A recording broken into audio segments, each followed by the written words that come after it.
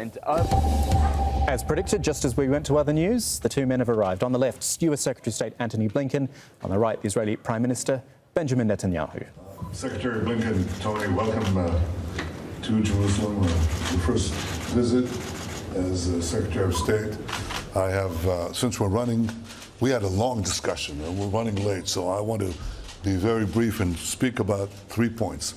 The first point is a vote of thanks to President Biden and you for firmly supporting Israel's right of self-defense. I have to say that Secretary Blinken, in a previous capacity, in 2014, when we had another round of engagement against Hamas aggression, supported us by having Iron Dome replenishments, $250 million, that you personally shepherded through the system very quickly. And we remember it, and we're very grateful to you. And you're giving meaning to this now, again, with replenishments of Iron Dome interceptors that save civilian lives on both sides. And we're grateful for that, too. We, too, will give meaning to our commitment to our self-defense. If Hamas breaks the calm and attacks Israel, our response will be very powerful. And we have discussed ways of how to work together to prevent Hamas rearmament with the weapons and means of aggression. The second point is, naturally, is Iran. We discussed many regional issues, but none is greater than Iran. And I can tell you that I hope that the United States will not go back to the old JCPOA, because we believe that that deal paves the way for Iran to have an arsenal of nuclear weapons with international legitimacy.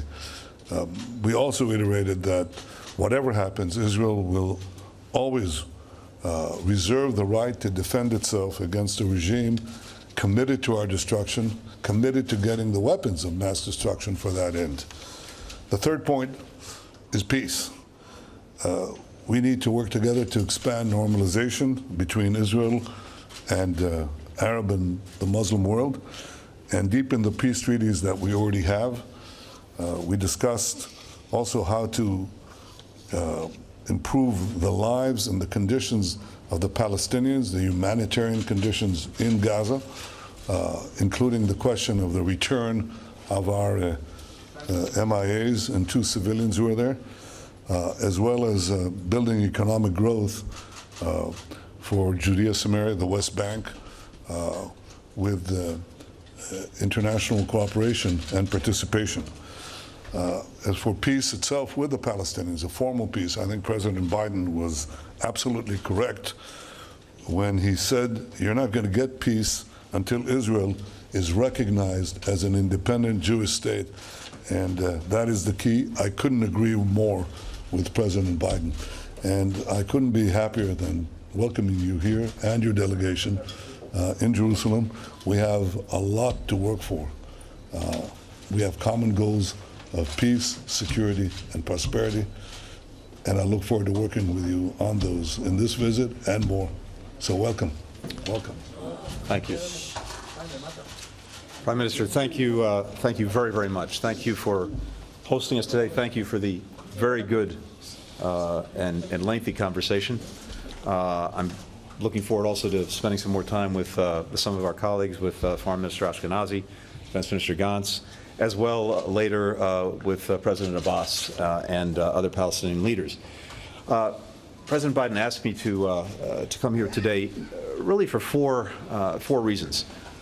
First, to demonstrate the commitment of the United States to Israel's security, to start to work toward greater stability and reduce tensions in the West Bank and Jerusalem, to support urgent humanitarian and reconstruction assistance for Gaza, to benefit the Palestinian people, and to continue to rebuild our relationship with the Palestinian people and the Palestinian Authority.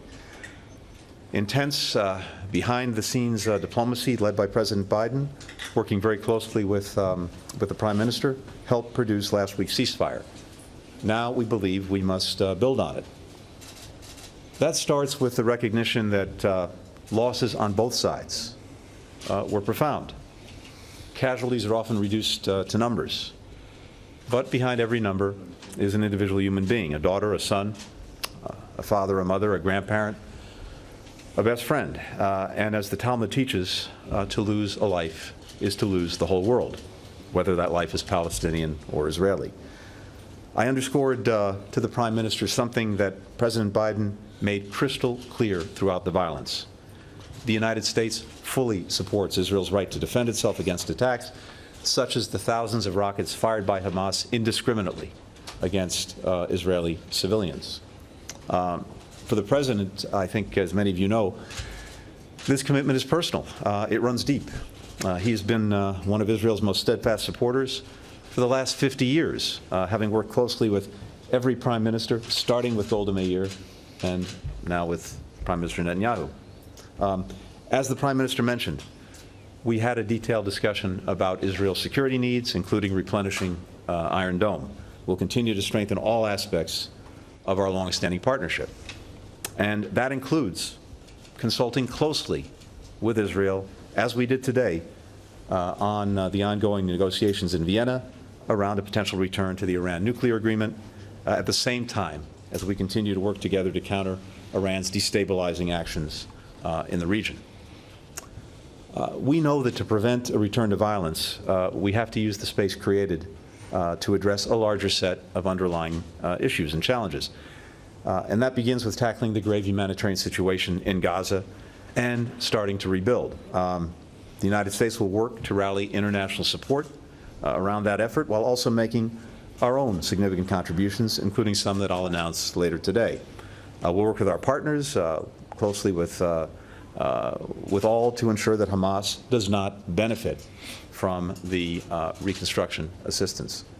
At the same time, we need to work to expand opportunity for Palestinians in Gaza and in the West Bank, including by strengthening the private sector, expanding trade and investment, and other means. Assistance and investment like these will help foster a more stable environment that benefits Palestinians and also benefits Israelis.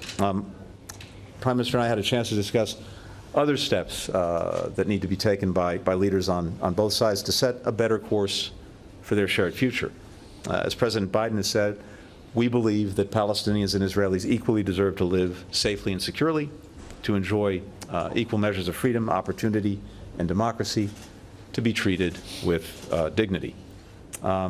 We also discussed some of the intercommunal violence that erupted in Israel during the conflict, and healing these wounds will take leadership at every level of society, from elected officials to community leaders to neighbors. And we very much welcome the statements the Prime Minister made and members of his government made condemning the attacks regardless of whom they targeted.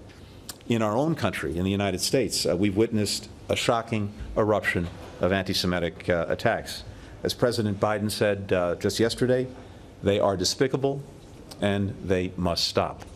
There's a lot of hard work ahead to restore hope, respect, and some trust across communities. But we've seen the alternative, and I think that should cause all of us to redouble our efforts to preserve the peace and improve the lives of Israelis and Palestinians alike. But Prime Minister, again, thank you so much for all the time. Thank you for the very, very good conversation. And we look forward to doing a lot of work together. Thank you. And thank you and the President for your strong statements against anti-Semitism. Masquerading as anti-Zionism, but it's anti-Semitism. And you took a bold position, clear position, and we appreciate it. I think all decent people everywhere appreciate that stance. Thank you. Thank you. Gentlemen, did you discuss lifting the blockade? No questions. I apologize. There are no questions at this time. Yep, no questions being taken by either Prime Minister Netanyahu or Secretary of State Blinken. They have made their statements. They leave, and Secretary of State Blinken will head on to Ramallah later on